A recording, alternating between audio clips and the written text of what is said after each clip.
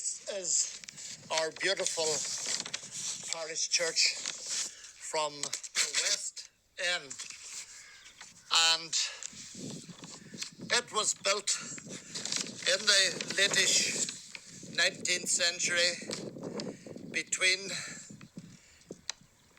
1872 and 1875.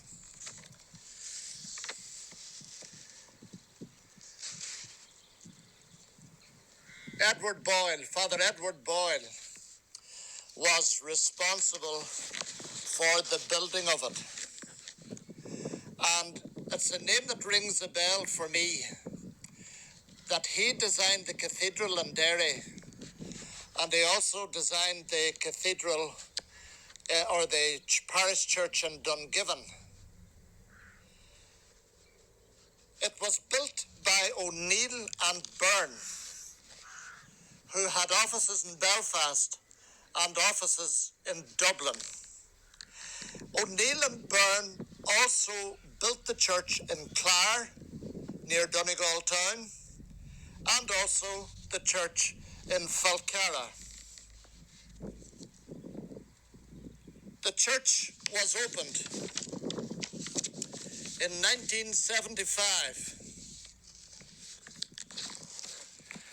and special trains were laid on at half price from all around and beyond the Finn Valley, so that people could come to its dedication.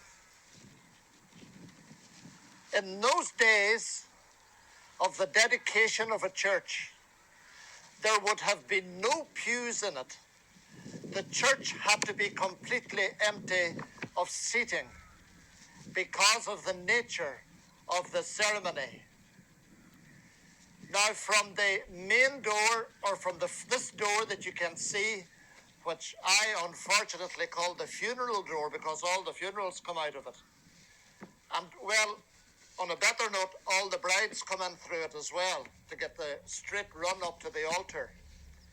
But from one corner, up where the baptistry is, down to the confessional on this side, and then from that top corner at the sacristy end, right down to the confessional on this side, there would have been a large X of squares of paper covered in ashes.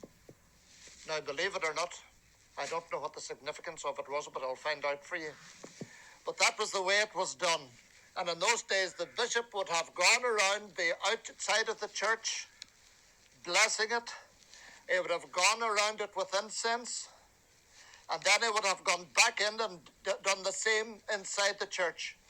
Then all the walls inside the church would have been anointed with chrism, the same as we have on the day of our confirmation and our baptism.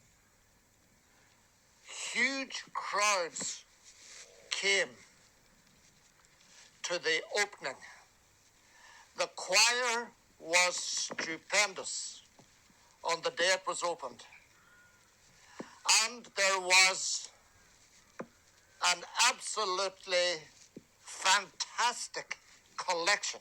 They raised, for the 19th century, they raised a lot of money towards the construction.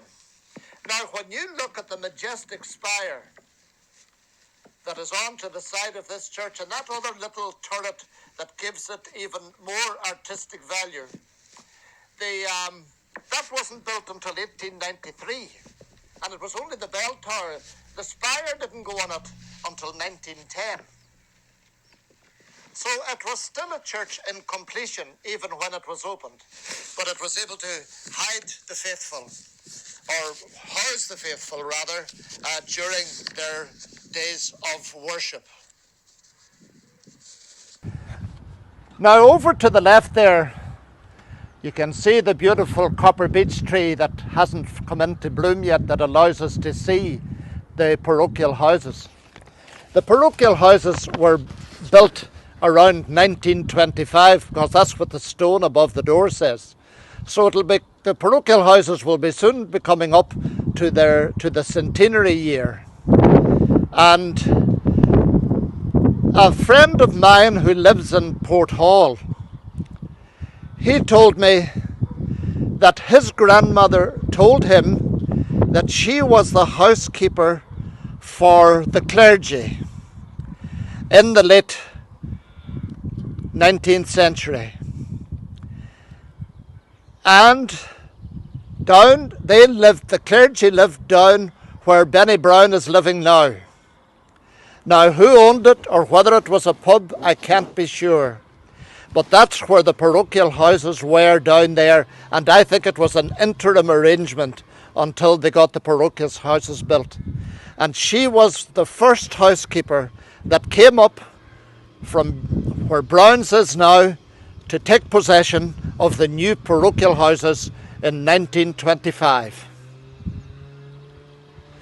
Now, just going back to the church for a moment, I've been told by a couple of men that have a good history about them, that the stones for this church of St. Patrick were brought from Scrahy and County Tyrone, and brought by horse and cart and donkey and cart, and you can imagine the heavy work that was for the men of those days, albeit young men that didn't know any different. That was the only way it could be done. Can you imagine anyone now bringing all that stone from Scrahy on a donkey and cart or a horse and cart? So that was the huge work that this parish poured into that beautiful edifice.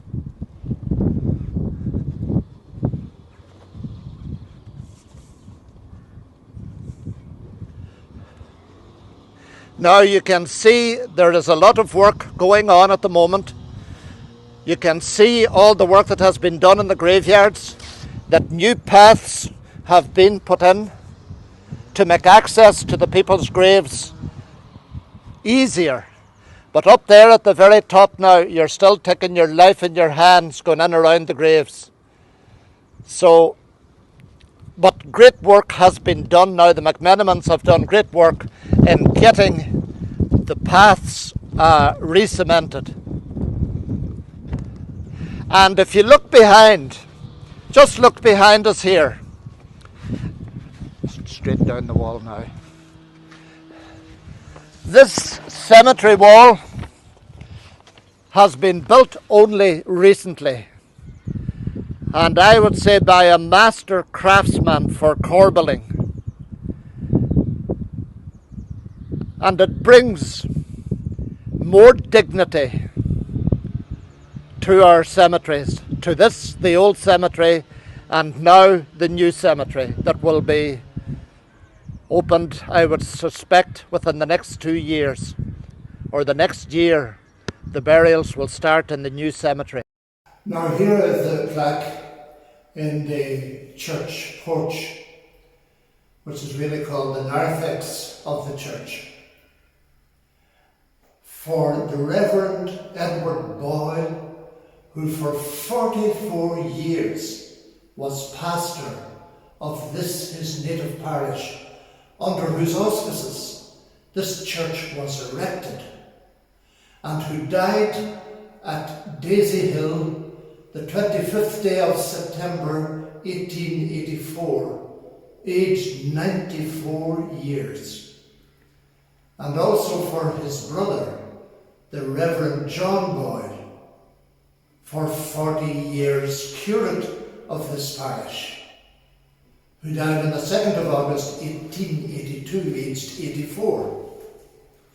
You see in the plaque as well at the very top there, you can see the crossed stole, the symbol of the Catholic priesthood, and the famous biretta on the top that the clergy before the Vatican Council used to wear. And then the symbol then of the crucifix on the left, and the chalice with the host on the right. and then it was erected in loving memory of her uncles by Mrs. Philip McFeely of Derry. So he was a local man and the curate who had both long incumbencies in this great parish. Now, where these two pillars are, to the left and the right, is the entrance into the old church. This was the entrance the public would have come into to go to Mass. And then if we turn around, the old church was built on this spot. And believe it or not, the old church held 800 to 900 people, much the same as the church behind us. It was built in 1790. So you can imagine at that time there were restrictions also, fairly strict instructions or restrictions against the Catholic Church at that time. So in 1790 it was built at a cost of £800. When the new church was built, the old church became a school, and grandparents of present parishioners attended this old school.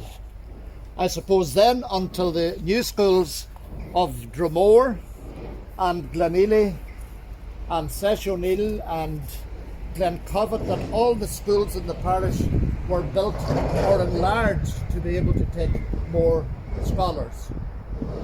The old church was T-shaped, so there would have been two transepts at either end of it, and then there would have been a long nave up to the altar. So it must have been a fairly substantial edifice when it was here with us, but then demolished then and left more space, I would say, to create the cemetery. This is one of our most interesting graves, and if you look carefully there, in loving memory of Hannah McElhinney, who died on the 27th of July 1829 at only 32 years of age. Now that's going back a while, and 1829 was the year of Catholic emancipation, when the penal laws were lifted and Catholics were once again able to worship openly and practice their devotions.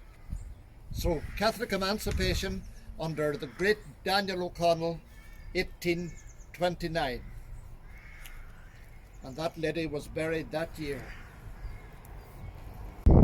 Now these are two of our oldest graves also. The one on the left is from 1833 and the one on the right is 1810. So these are among the oldest graves in the cemetery. This vault has just been recently restored, and the vault contains the remains of the McGrory family. The McGrory family lived in the main street in Killygarden, and I suspect would have been benefactors of this church. So we found that out independently, because there is nothing of names or anything on the vault, and the vault door, as you can see, has been completely built up, and the McMenamins put a new roof on it.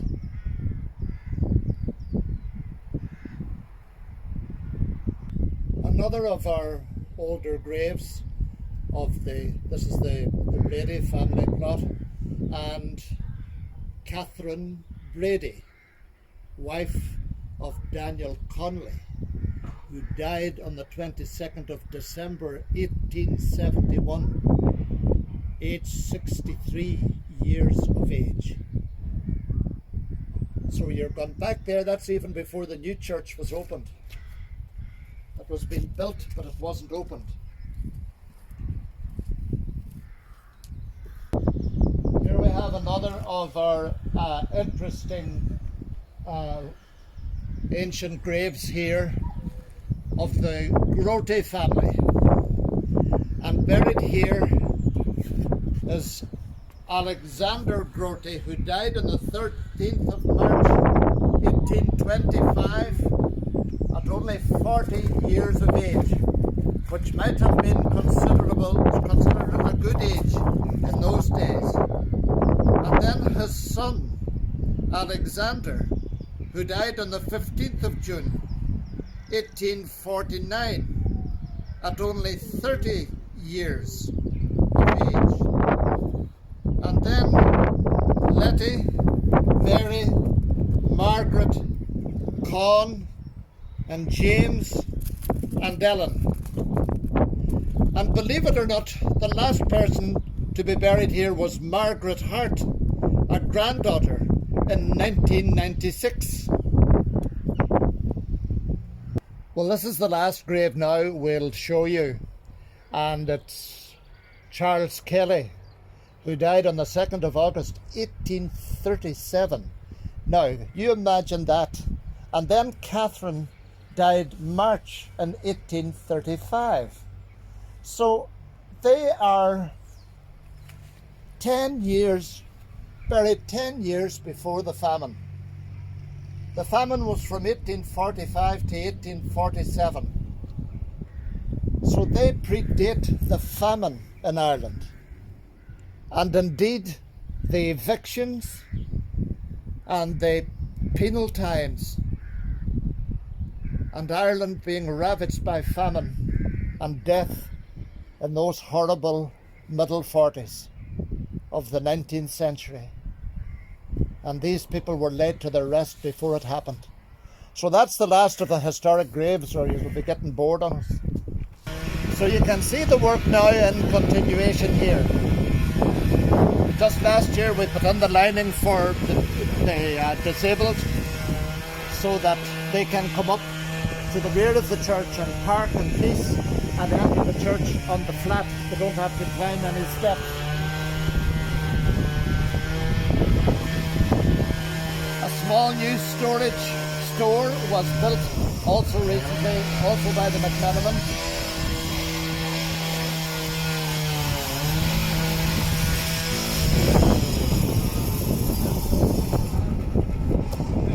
There's Frank McMenamin himself now, a hard worker.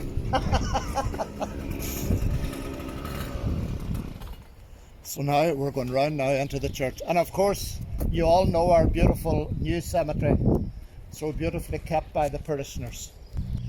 Well, as you can see, this is the grave of Leo Maxwell and his wife Margaret. And what is unique about this grave is that it was the very first burial in this new cemetery in 1984. So that's the significance of the Maxwell grave. Now this is our beautiful high altar that was installed in the church for its dedication. Now, at that time, I'm not saying this was one of them, but at that time, the Pearce brothers of Dublin, the father of Patrick Pearce the Patriot, and Patrick Pearce's brothers, this is what they specialised in. They specialised in marble altars. And they have marble altars all over Ireland. But I don't know if this is one of them. I suspect it might be. And if there's anybody in the parish who knows who built it, tell me. Now, the changes in the liturgy at the time of the Vatican Council required the priest to say Mass facing the people. So,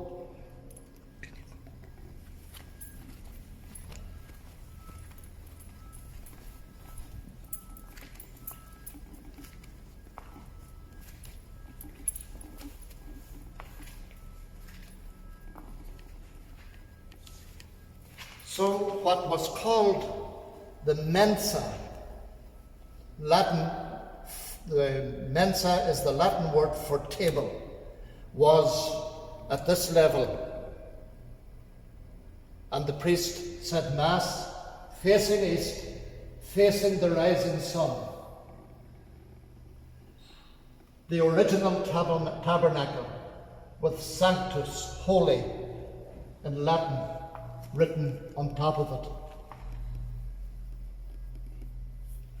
it. It was remodeled in the mid-80s by the parish priest at that time, Father Keaveney. And he did a very, very tasteful job on its renovation. The altar rails were removed and they were reincorporated into other kneelers on either side of me here. These are the original altar rails. On this side and over on this side.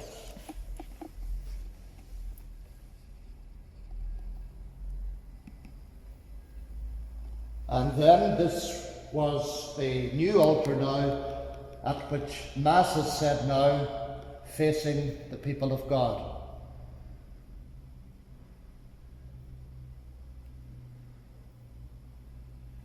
Now the statuary that I would say is contemporaneous, or as contemporaneous as it can be, would be the statue of the Sacred Heart down in the far corner, and the statue of Our Lady and Child over in this corner. So they would be, I would say, part of the original statuary. I doubt if Our Lady of Lourdes would have been, because the apparitions took place in Lourdes in 1858. So I would say that that devotion hadn't started at that time. The Stations of the Cross are also very beautiful, painted in oil and beautifully framed. Because the emphasis in those days was not so much, obviously, maybe this was modern art for the mid-19th century, but certainly I prefer it to some of the more modern representations of the way of the cross.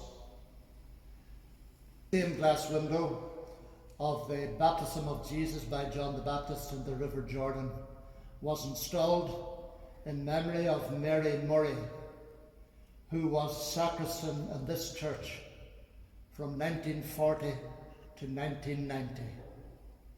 A very long service to the altar of God.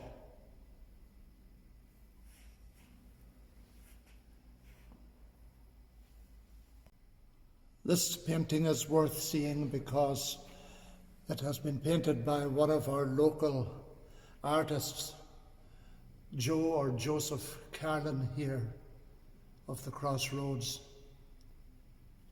A very accomplished artist, but very humble about it. And he did this beautiful representation of the church for us when the copper beech was in full bloom in the summertime.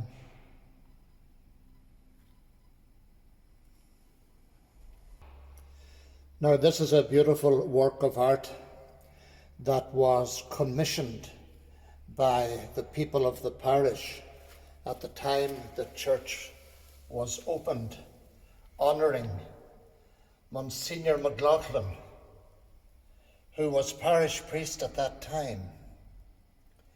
And because the bishop had taken ill, he delegated the Monsignor to open this church. And strangely, a man from my own order was to preach the sermon and would have had to travel by train from Dublin to Derry and Derry up here. And he took ill. And then they invited another illustrious preacher, to preach the sermon on the day of the opening of our beautiful church. You can see here the pictures of the churches that were part of the parish at that time. Sesh O'Neill, and then over to Castlefin, and then down to the Crossroads Church. So obviously, the people of the Crossroads at that time were deeply moved that this priest was delegated to open the church for them because of the illness of the bishop at the time.